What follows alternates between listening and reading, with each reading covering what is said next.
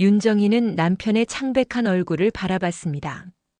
병상에 누워있는 남편 강철민은 마지막 숨을 내쉬기 직전이었어요. 82의 나이에도 윤정희의 눈빛은 흐릿하지 않았죠. 다만 그녀의 눈가에 맺힌 주름들이 더 깊어진 것 같았습니다. 정희야. 강철민의 목소리는 바람 앞에 촛불처럼 흔들렸어요. 우리 민석이 한 번만 보고 싶구나. 윤정희는 남편의 손을 꼭 쥐었습니다. 곧 올 거예요. 회사 일이 바빠서 조금 늦는다고 했어요. 하지만 그녀의 마음속에는 이미 불안감이 자리 잡고 있었죠. 아들 강민석에게 수십 번 전화를 걸었지만 돌아오는 건 지금 회의 중입니다라는 문자뿐이었으니까요. 며느리 최수진도 마찬가지였습니다. 외국 출장 중이라는 말만 남기고 연락이 되지 않았어요. 내가 만든 아들이야. 강철민의 말은 윤정희의 가슴을 찔렀습니다. 내가 책임을 져야 해. 윤정희의 눈에서 눈물이 흘러내렸어요. 그녀는 알고 있었죠. 첫째 아들을 7살의 병으로 잃은 후 둘째 아들 민석에게 모든 사랑과 관심을 쏟아부었다는 것을요. 남편이 그렇게 키우면 안 된다고 말할 때마다 우리 아들은 괜찮아요 라고 외면했던 기억이 떠올랐습니다. 강철민의 숨이 멈췄어요. 병실은 정막에 휩싸였죠. 윤정희는 남편의 얼굴을 마지막으로 쓰다듬었습니다. 여보, 미안해요. 내가 다 잘못했어요. 장례식 날 윤정희는 아들 민석의 모습을 보고 충격에 빠졌어요. 검은 양복을 입은 그는 조문객들과 인사를 나누며 술에 취해 있었습니다. 며느리 수지는 아예 얼굴도 보이지 않았죠. 사장님, 아드님이 좀 많이 취하신 것 같습니다. 오랫동안 회사에서 일했던 김 부장이 조심스럽게 말했어요. 괜찮아요, 김 부장님. 아버지가 돌아가셔서 많이 슬퍼하나 봐요. 윤정희는 애써 미소 지었지만 마음속으로는 무언가 이상함을 느꼈습니다. 장례식이 끝나고 집으로 돌아온 윤정희는 텅 빈 집을 바라봤어요. 40년 넘게 함께했던 남편이 사라진 자리는 너무나 크고 넓었죠. 그때 그녀의 핸드폰이 울렸습니다. 회사 격리부장이었어요. 사모님, 죄송합니다만 회사 자금이 30억 원이 사라졌습니다. 윤정희의 손에서 핸드폰이 떨어졌어요. 그녀는 천천히 남편의 서재로 향했습니다. 무언가를 찾아야 한다는 직감이 들었죠. 서랍 깊숙한 곳에서 작은 USB를 발견했어요. 컴퓨터에 연결하자 민석이 해외 계좌로 돈을 빼돌린 증거가 고스란히 담겨 있었습니다. 이게 무슨 일이지?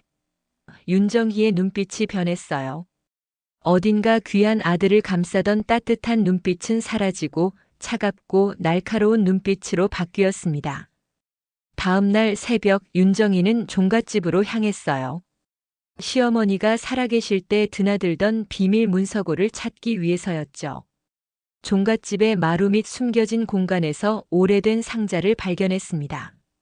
그 안에는 시어머니가 남긴 편지와 함께 회사에 숨겨진 자산 목록이 있었어요.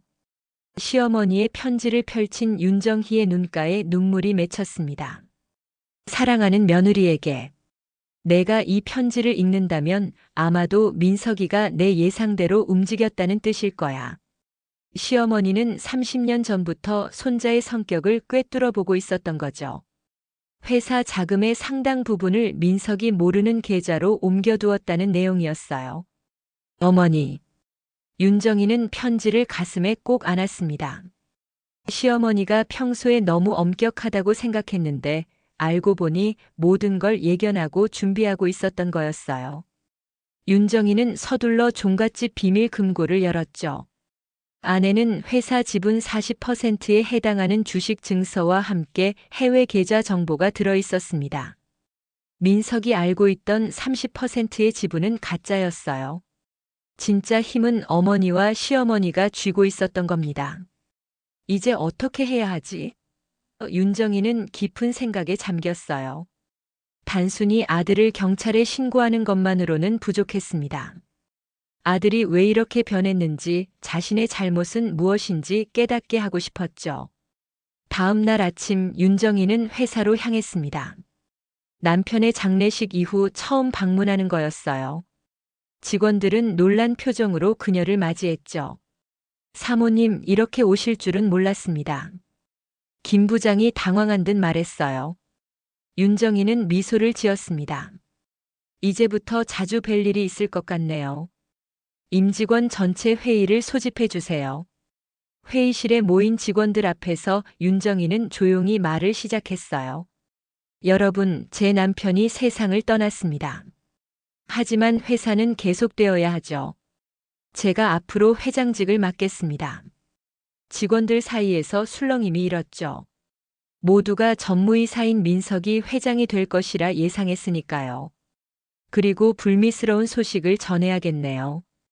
회사 자금 30억 원이 불법적으로 빠져나갔습니다. 윤정희의 목소리는 흔들림 없이 또렷했어요. 이 문제가 해결될 때까지 민석 전무는 회사 업무에서 배제됩니다. 그 순간 회의실 문이 벌컥 열렸습니다. 민석이 분노한 얼굴로 들어섰어요.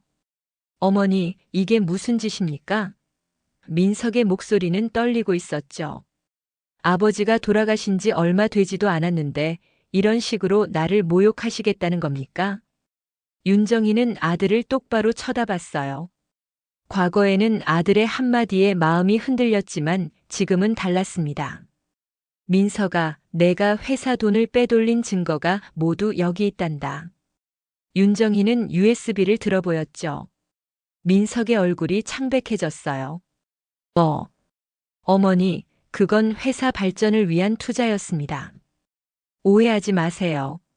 민석이 변명했지만 목소리에는 당혹감이 묻어났죠. 정말 그렇니?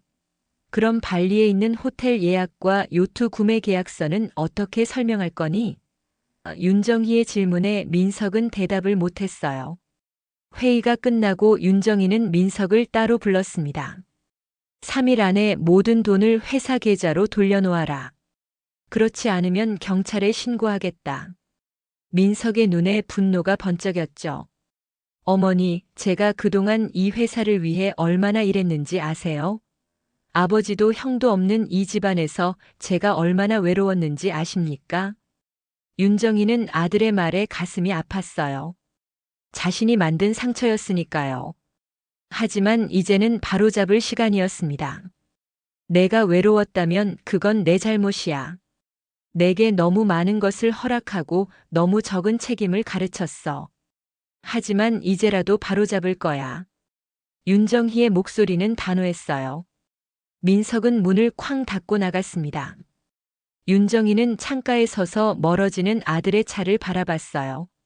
마음 한구석이 아팠지만 동시에 이제야 진짜 어머니 노릇을 시작한다는 생각이 들었죠. 그날 밤 윤정희는 회사의 모든 계좌와 자산 현황을 꼼꼼히 검토했습니다. 민석이 모르는 자금으로 회사를 지탱할 수 있었지만 그것만으로는 부족했어요.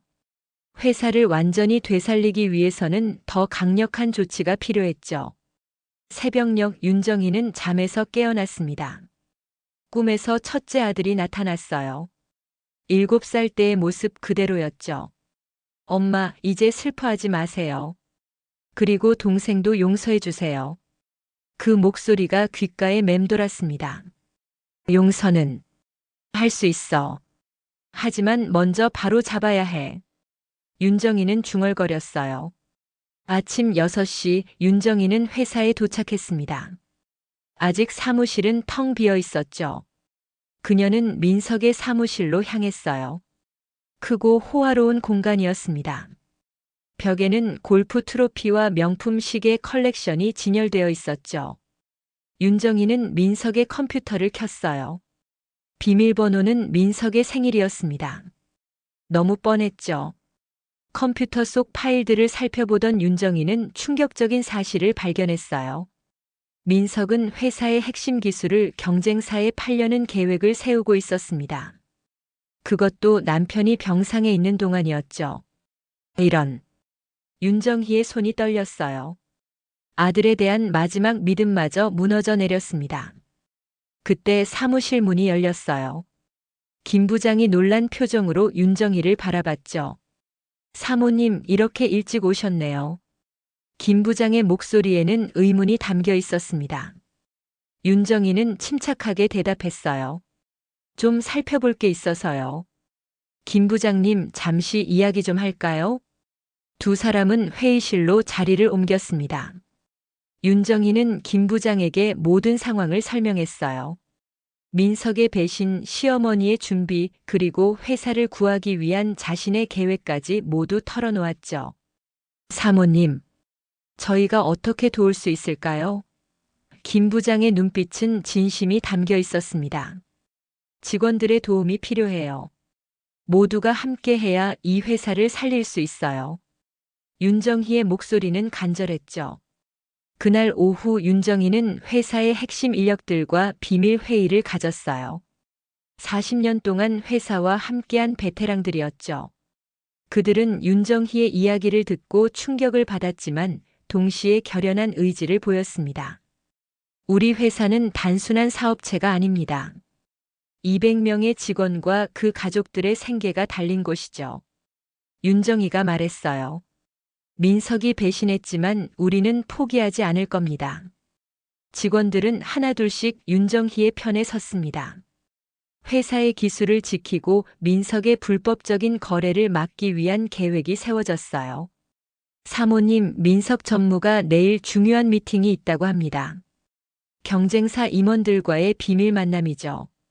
연구소장이 정보를 제공했습니다. 윤정희는 결단을 내렸어요.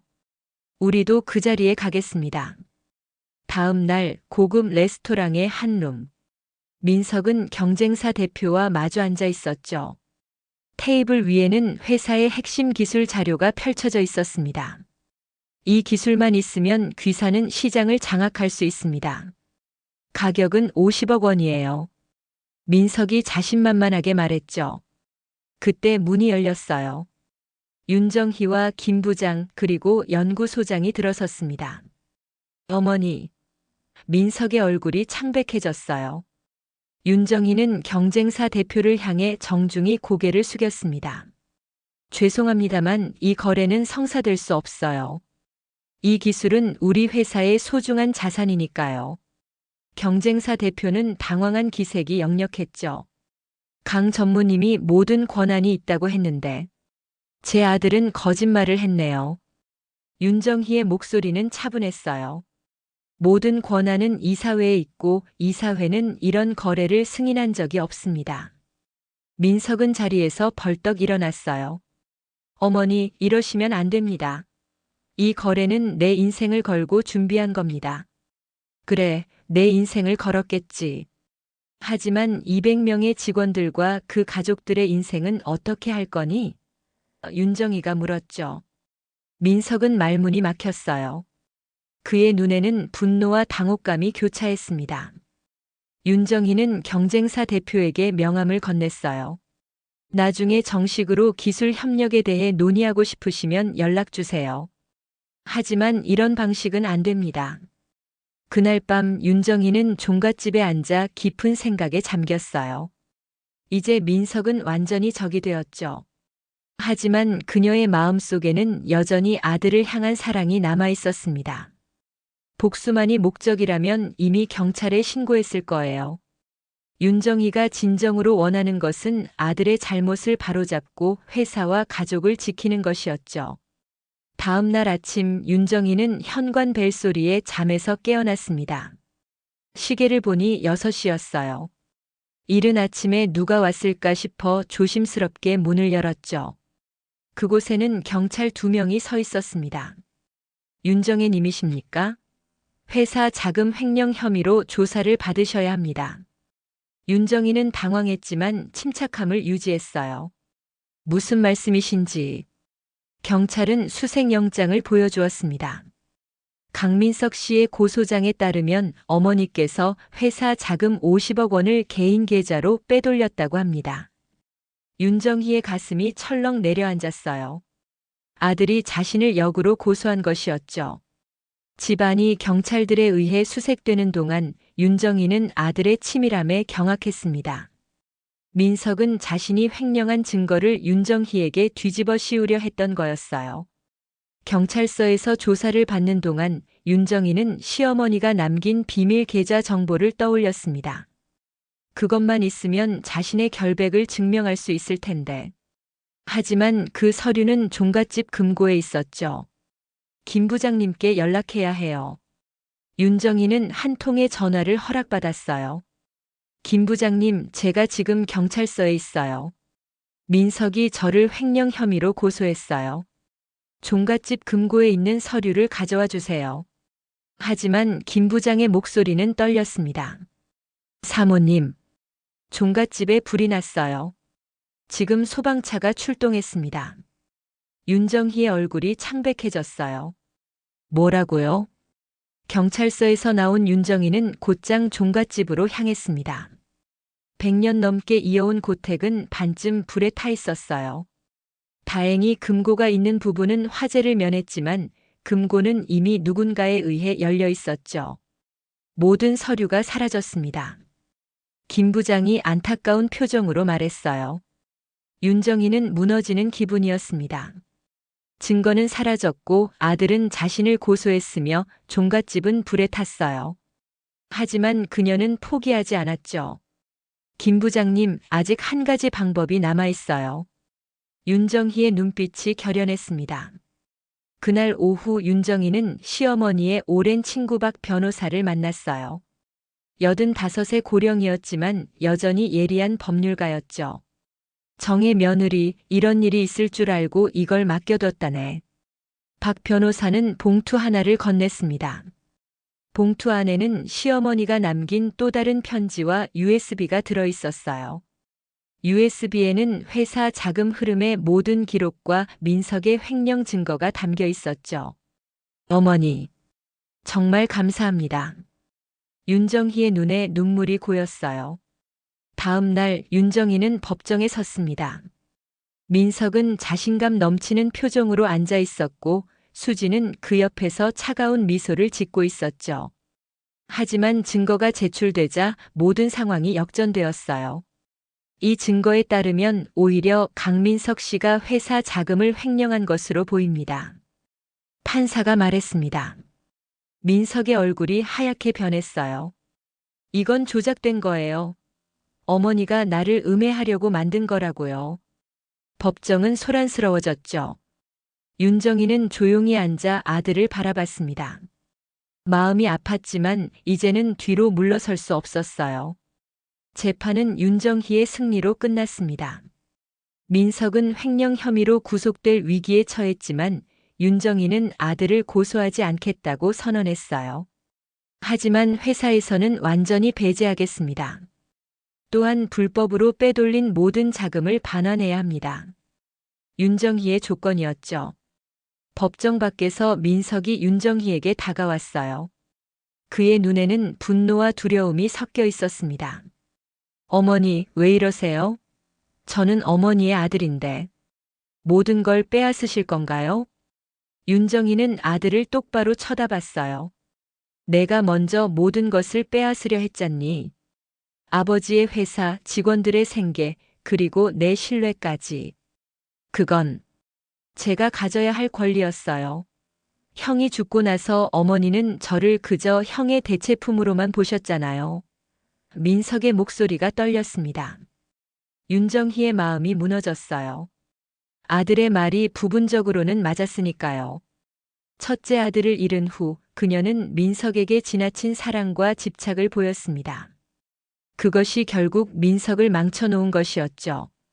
내 말이 맞다. 내가 너를 잘못 키웠어. 너무 많이 주고 너무 적게 가르쳤지. 윤정희의 눈에 눈물이 고였어요. 하지만 이제라도 바로잡을 거야. 내가 진정한 어른이 될 수 있도록. 민석은 아무 말 없이 돌아섰습니다. 수진이 그를 부축해 데려갔어요. 윤정희는 그들의 뒷모습을 바라보며 긴 한숨을 내쉬었죠. 사무실로 돌아온 윤정희는 직원들과 회의를 소집했습니다. 모든 일이 정리되었고 이제 회사를 재건해야 할 때였어요. 여러분, 어려운 시간이었습니다. 하지만 우리 함께 이겨냈죠. 이제 새로운 시작을 할 때입니다. 윤정희의 목소리에는 힘이 실려 있었어요. 경찰서 앞 윤정희는 김 부장과 함께 서 있었습니다. 민석과 수진이 경찰에 자진 출두하는 모습을 지켜보고 있었죠. 횡령 혐의는 윤정희가 취하하면서 일단락되었지만 경쟁사의 기술을 유출하려 한 산업 스파이 혐의까지 덮을 수는 없었어요. 어머니 제발. 민석의 눈에는 애원의 빛이 서려 있었습니다. 윤정희는 담담하게 말했어요. 법의 심판을 받아라. 그게 내게 진정으로 필요한 거야. 경찰차가 출발하고 윤정희는 깊은 한숨을 내쉬었습니다. 가슴 한편이 무너져 내리는 듯 했지만 동시에 이제야 진정한 어머니 노릇을 시작했다는 느낌이 들었어요. 사모님 괜찮으세요? 김 부장이 걱정스럽게 물었죠. 윤정희는 미소 지었습니다. 괜찮아요. 이제 회사를 다시 일으켜 세울 시간이에요. 회사로 돌아온 윤정희는 즉시 긴급 이사회를 소집했어요. 주요 임원들과 주주들이 모인 자리에서 그녀는 변화의 청사진을 제시했습니다. 우리 회사는 이제 새로운 방향으로 나아가야 합니다. 민석이 빼돌린 자금은 대부분 회수했지만 회사의 신뢰도는 크게 떨어졌어요. 이를 회복하기 위한 계획이 있습니다. 윤정희의 계획은 혁신적이었어요. 첫째, 회사의 모든 재정을 투명하게 공개하는 것이었습니다. 둘째, 직원들에게 회사 지분의 일부를 나눠주는 것이었죠. 셋째, 지역사회와 상생하는 기업으로 탈바꿈하는 것이었어요. 사모님, 그렇게 하면 단기적으로는 이익이 줄어들 수 있습니다. 재무이사가 우려를 표했죠. 윤정희는 고개를 끄덕였어요. 알고 있어요. 하지만 장기적으로 더 건강한 회사가 될 거예요. 우리는 이제 돈만 쫓는 기업이 아니라 사람을 중시하는 기업이 되어야 합니다. 이사회는 열띤 토론 끝에 윤정희의 제안을 승인했어요. 다음 날부터 변화가 시작되었습니다. 직원들은 처음에는 의아해했지만 곧 새로운 방향에 동참하기 시작했죠. 사장님, 정말 저희에게 주식을 나눠주시는 건가요? 한 평범한 공장 노동자가 믿기지 않는다는 듯 물었어요. 윤정희는 따뜻하게 미소 지었습니다. 네, 여러분은 이제 단순한 직원이 아니라 회사의 주인입니다. 함께 성장해 나갔으면 해요. 소문은 빠르게 퍼졌어요. 신문과 방송에서는 82세 할머니의 기업 혁신이라는 제목으로 윤정희의 이야기를 다루기 시작했습니다. 처음에는 회의적인 시각도 있었지만 점차 긍정적인 반응이 늘어났죠. 그러던 어느 날 윤정희는 교도소에 있는 민석을 면회하러 갔어요. 3개월 만의 만남이었습니다. 민석은 많이 수척해져 있었어요. 어머니. 민석의 목소리는 전과 달리 겸손해져 있었습니다. 윤정희는 아들의 손을 꼭 잡았어요. 민석아, 잘 지내고 있니? 네. 많은 생각을 했어요. 민석의 눈에 눈물이 고였습니다. 제가 정말 어리석었어요. 모든 걸 망쳐버렸죠. 윤정희는 고개를 저었어요. 아직 늦지 않았어. 내가 진심으로 변하고 싶다면 엄마가 도와줄게. 민석은 놀란 듯 어머니를 쳐다봤습니다. 정말요? 저를 용서하실 수 있으세요? 용서는 시간이 걸릴 거야. 하지만 넌 여전히 내 아들이야. 윤정희의 목소리는 따뜻했지만 단호했어요. 다만 회사로 돌아오는 건 불가능해. 내 자신의 길을 찾아야 할 거야. 민석은 천천히 고개를 끄덕였습니다. 그의 눈에서 진정한 뉘우침의 빛이 보였어요. 면회를 마치고 나오는 길에 윤정희는 수진을 만났습니다. 그녀는 여전히 차갑고 적대적인 표정이었어요. 어머니, 결국 원하시는 걸 다 이루셨네요. 회사도 명예도 다 가지셨어요. 수진의 목소리에는 비꼼이 가득했죠. 윤정희는 잠시 수진을 바라보았어요. 수진아, 내가 오해하고 있는 게 있어. 내가 원한 건 회사도 명예도 아니야. 그저 모든 사람이 공정하게 대우받는 세상이었을 뿐이야. 말도 안 돼요. 시어머니는 처음부터 우리를 미워하셨잖아요. 수진이 소리쳤습니다. 윤정이는 흔들림 없이 대답했어요. 아니란다. 오히려 너무 사랑해서 문제였지. 사랑이 지나치면 독이 되기도 한단다. 수지는 할 말을 잃은 듯 그 자리에 서 있었고 윤정이는 조용히 자리를 떠났습니다. 회사로 돌아온 윤정이는 새로운 프로젝트를 시작했어요. 종갓집을 복원하여 지역 주민들과 함께하는 문화공간으로 탈바꿈시키는 것이었죠. 불에 탄 고택은 원래의 모습을 되찾아가고 있었어요. 사모님, 이 공간은 어떻게 활용하실 겁니까? 건축가가 물었습니다. 윤정이는 따뜻한 미소를 지었어요. 여기는 아이들을 위한 도서관이 될 거예요. 우리 아이들이 올바른 가치관을 배울 수 있는 곳으로 만들고 싶어요. 종갓집 복원 공사가 한창이던 어느 날 윤정이는 뜻밖의 방문객을 맞이했습니다. 법무법인의 대표 변호사였어요. 윤정의 여사님 안녕하십니까? 최수진 씨의 대리인입니다. 변호사는 정중하게 인사했죠. 윤정이는 놀랐지만 침착하게 응대했어요. 무슨 일로 오셨나요? 최수진 씨가 이혼을 결정했습니다. 그리고 재산 분할 문제로 협의를 원하고 있습니다. 변호사가 서류 가방을 열며 말했어요. 윤정이는 한숨을 내쉬었습니다. 예상했던 일이었죠. 민석이 구속되고 재산이 동결된 상황에서 수진이 빠져나가려는 것은 당연한 일이었어요. 그녀가 원하는 것이 무엇인가요? 윤정이가 물었습니다. 변호사는 요구사항 목록을 내밀었어요.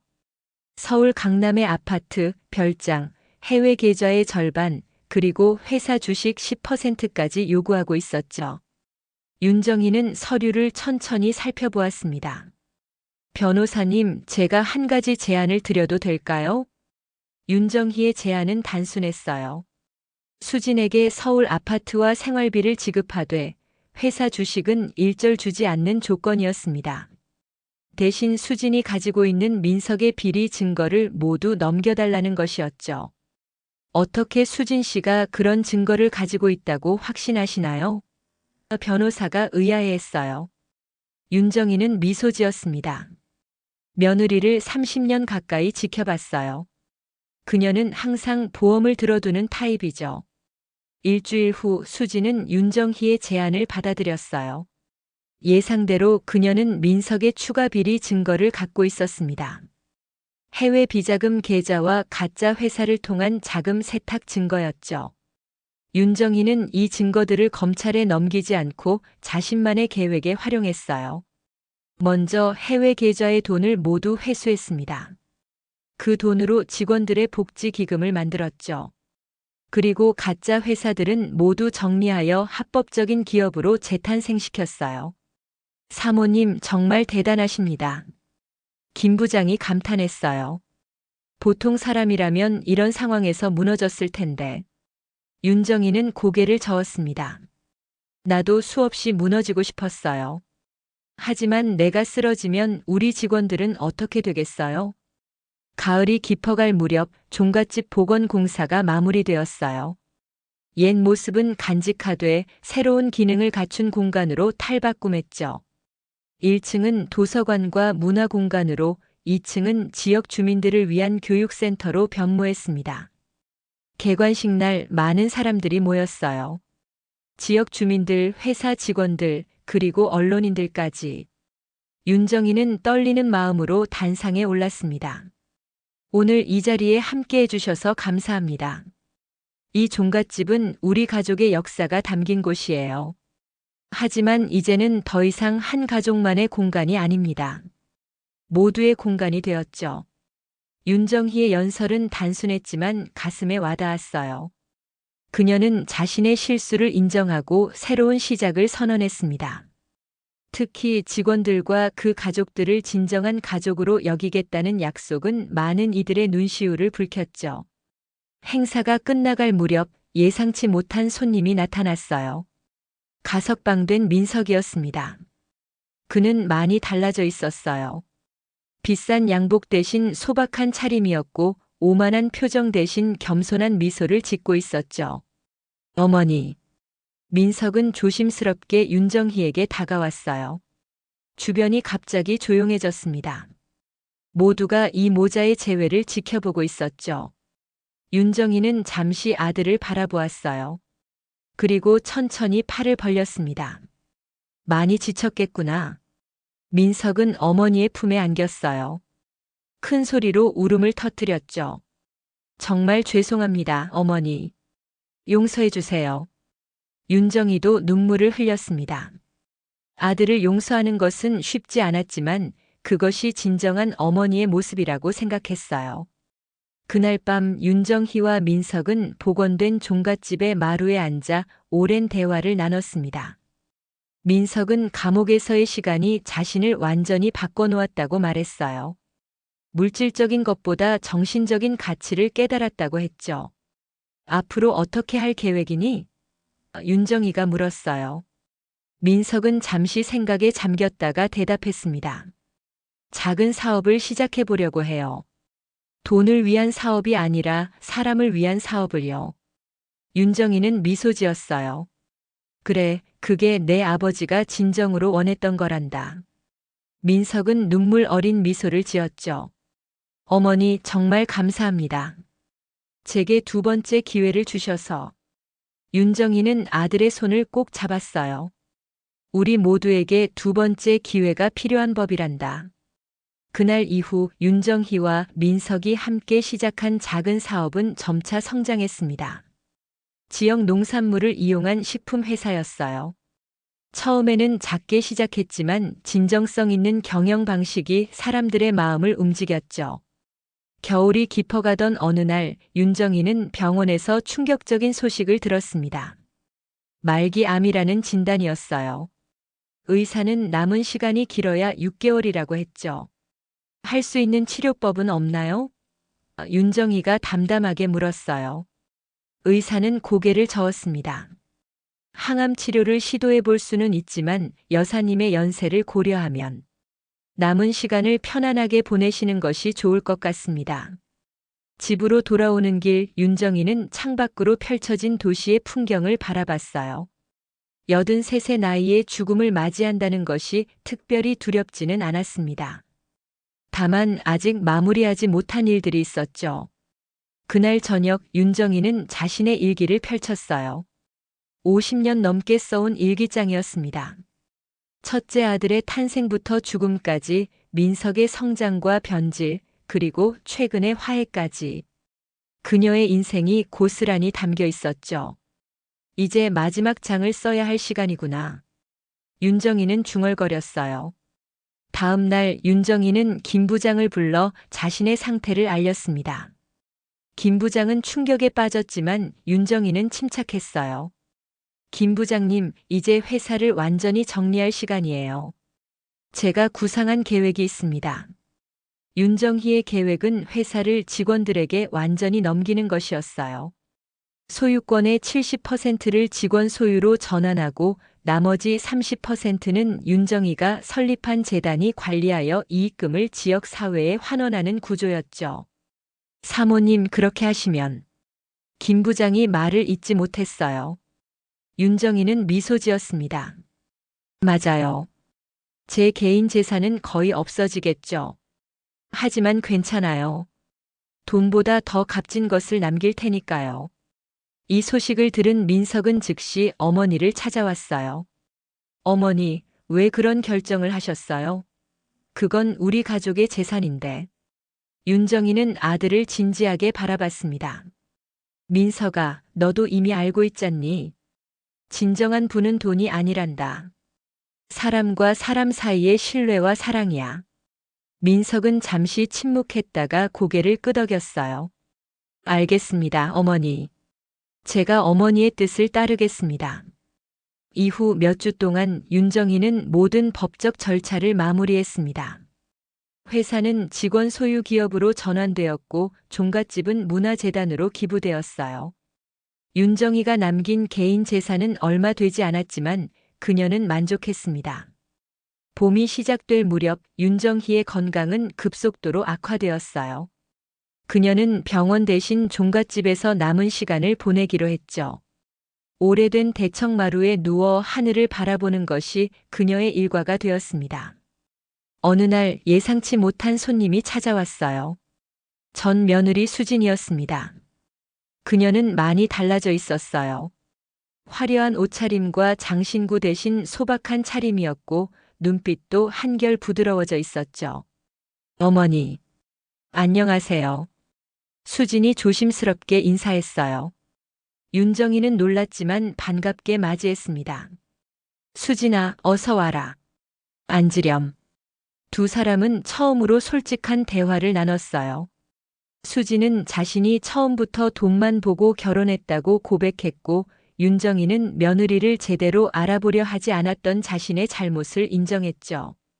어머니, 정말 죄송해요. 제가 너무 어리석었어요. 수진의 눈에 눈물이 고였습니다. 윤정이는 수진의 손을 잡았어요. 우리 모두 실수를 했단다.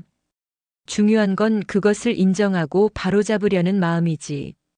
수진은 이제 작은 카페를 운영하며 소박하게 살고 있다고 했어요.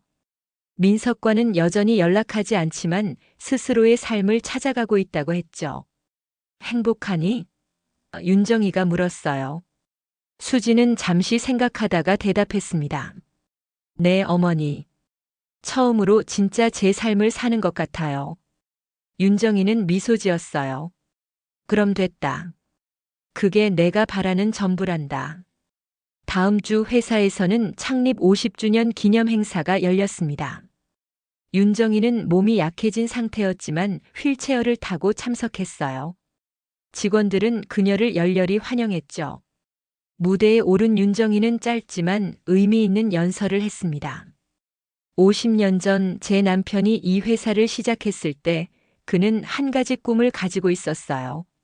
단순히 돈을 버는 기업이 아니라 사람을 키우는 기업을 만들겠다는 꿈이었죠. 오랜 시간 우리는 그 꿈에서 벗어났었습니다. 하지만 이제 다시 그 꿈으로 돌아왔어요. 이 회사는 이제 여러분의 것입니다.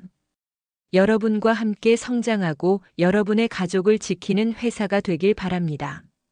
행사가 끝난 후 윤정이는 민석과 함께 종갓집으로 돌아왔어요.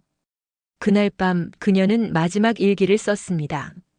내 인생에는 많은 실수가 있었다. 특히 아들을 키우는 방식에서. 하지만 늦게나마 바로잡을 수 있어 다행이다. 이제 내가 떠나도 괜찮을 것 같다. 민석이는 자신의 길을 찾았고 회사는 올바른 방향으로 나아가고 있으니. 벚꽃이 흩날리는 4월의 어느 아침 윤정이는 조용히 눈을 감았습니다. 민석의 손을 꼭 잡은 채로였어요. 그녀의 마지막 말은 모두가 행복하게 였죠. 장례식은 그녀의 뜻에 따라 소박하게 치러졌어요. 하지만 참석자들의 수는 놀라울 정도로 많았습니다. 회사 직원들은 물론이고 지역 주민들, 그리고 윤정이가 도움을 준 수많은 사람들이 모였죠. 그들의 눈에는 진심 어린 슬픔이 담겨 있었어요. 정희 어머니는 우리에게 단순한 회장님이 아니었습니다. 김 부장이 추도사를 읽었어요. 그분은 우리 모두의 어머니였죠. 저희가 어려울 때 손을 내밀어 주셨고 저희의 가족까지 챙겨주셨습니다. 그분이 보여주신 용기와 지혜는 영원히 저희 가슴에 남을 것입니다. 민석도 떨리는 목소리로 추도사를 낭독했습니다. 어머니는 제게 2번의 인생을 주셨습니다. 한 번은 저를 낳으실 때, 또 한 번은 저의 잘못된 길을 바로잡아 주실 때였죠. 그 2번째 삶이 제게는 더 소중합니다. 어머니가 보여주신 용서와 사랑은 제 남은 인생의 나침반이 될 것입니다. 장례를 마친 후 윤정희의 유언장이 공개되었어요. 그녀는 마지막까지 치밀했습니다. 개인 재산은 많지 않았지만 그녀가 남긴 지침들은 명확했어요. 내가 남기는 가장 큰 재산은 신뢰입니다. 회사는 직원들의 것이 되었고 종갓집은 지역 사회의 것이 되었습니다. 이것이 바로 내가 바라던 진정한 가족의 모습입니다. 유언장에는 민석에게 보내는 특별한 메시지도 있었어요. 민석아, 내가 진정으로 변화했다는 것을 알고 있단다. 이제 내 앞에 새로운 길이 있어. 그 길을 너만의 방식으로 걸어가렴. 첫째 아들을 잃고 내가 저지른 가장 큰 실수는 내가 형의 대체품이 되길 바란 것이었어. 하지만 넌 언제나 내 자신이어야 해. 그것이 내가 마지막으로 내게 주는 교훈이란다. 민석은 어머니의 말씀을 가슴에 새겼습니다. 그는 가족 회사로 돌아가는 대신 자신이 시작한 작은 농산물 사업에 전념했어요. 지역 농민들과 협력하여 건강한 먹거리를 만드는 일이었죠. 규모는 작았지만 그곳에서 민석은 진정한 행복을 찾았습니다. 1년이 지난 후 종갓집에서는 특별한 행사가 열렸어요. 윤정의 장학재단 출범식이었습니다. 이 재단은 윤정이가 남긴 이익금으로 운영되며 어려운 환경의 학생들을 지원하는 일을 했죠. 어머니는 늘 교육의 중요성을 강조하셨습니다. 민석이 개회사에서 말했어요. 모든 아이들이 동등한 기회를 가져야 한다고 믿으셨죠. 이 재단이 그분의 뜻을 이어갈 것입니다. 행사장에는 뜻밖의 손님도 있었습니다. 수진이었어요. 그녀는 조용히 앉아서 행사를 지켜보고 있었죠. 잘 지내? 행사가 끝난 후 민석이 수진에게 다가갔어요. 수진은 미소 지었습니다. 응, 나름대로. 너는? 나도 그래. 이제야 내 길을 찾은 것 같아. 민석의 표정은 평온했어요. 두 사람은 오랜만에 편안한 대화를 나눴습니다. 과거의 아픔은 여전히 있었지만 이제는 그것을 인정하고 넘어설 수 있을 만큼 성장해 있었죠. 어머니는 마지막까지 너에 대해 걱정하셨어. 민석이 말했어요. 수진의 눈에 눈물이 고였습니다. 알아. 그분은 정말 대단한 분이셨어. 우리가 깨닫기엔 너무 늦었지만.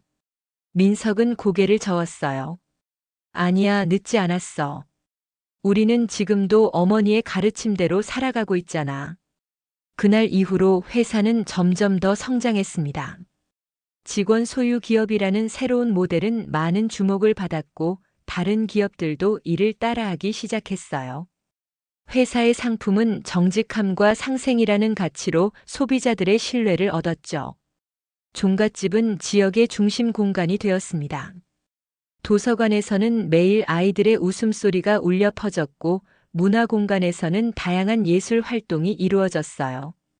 100년이 넘는 세월 동안 한 가문의 역사를 간직했던 공간이 이제는 모두의 역사를 만들어가는 장소가 된 것이었죠. 5년이 지난 어느 날 민석은 종갓집 뒤뜰에 작은 벤치를 설치했습니다. 그곳에서 그는 종종 하늘을 바라보며 어머니와 대화를 나누곤 했어요. 어머니, 잘 지내고 계신가요? 저는 지금 정말 행복해요. 어머니가 가르쳐 주신 대로 살고 있습니다. 사람들을 소중히 여기고 정직하게 살려고 노력하고 있어요. 가끔은 어렵기도 하지만 그럴 때마다 어머니를 생각하면 힘이 납니다. 바람이 살랑이며 민석의 머리카락을 쓰다듬었습니다. 마치 어머니의 손길 같았어요. 종갓집 마당에는 푸른 싹이 돋아나고 있었습니다. 윤정이가 마지막으로 심었던 나무였어요. 그녀가 떠난 지 5년이 지났지만 그녀가 심은 씨앗들은 여전히 자라나고 있었습니다. 회사에서, 종갓집에서, 그리고 무엇보다 사람들의 마음속에서 말이죠. 진정한 부자는 돈을 많이 가진 사람이 아니라 나눌 줄 아는 사람이다. 윤정이가 남긴 말이었어요. 이제 그 말은 회사의 슬로건이 되었고 모든 직원들의 가슴 속에 새겨져 있었습니다. 그렇게 윤정희의 이야기는 끝이 났지만 그녀가 남긴 유산은 계속해서 이어지고 있었어요. 단순한 복수를 넘어 진정한 화해와 성장의 이야기로 말이죠. 82세의 할머니가 시작한 작은 변화가 수많은 사람들의 삶을 바꾸어 놓은 것이었습니다. 어느 봄날 종갓집 마당에서는 아이들의 웃음소리가 끊이지 않았어요. 그곳에서 민석은 아이들에게 할머니의 이야기를 들려주고 있었습니다. 옛날 옛적에 정의롭고 지혜로운 할머니가 계셨어요. 그분은 우리에게 가장 중요한 것이 무엇인지 가르쳐 주셨답니다. 그건 바로 사람이었어요.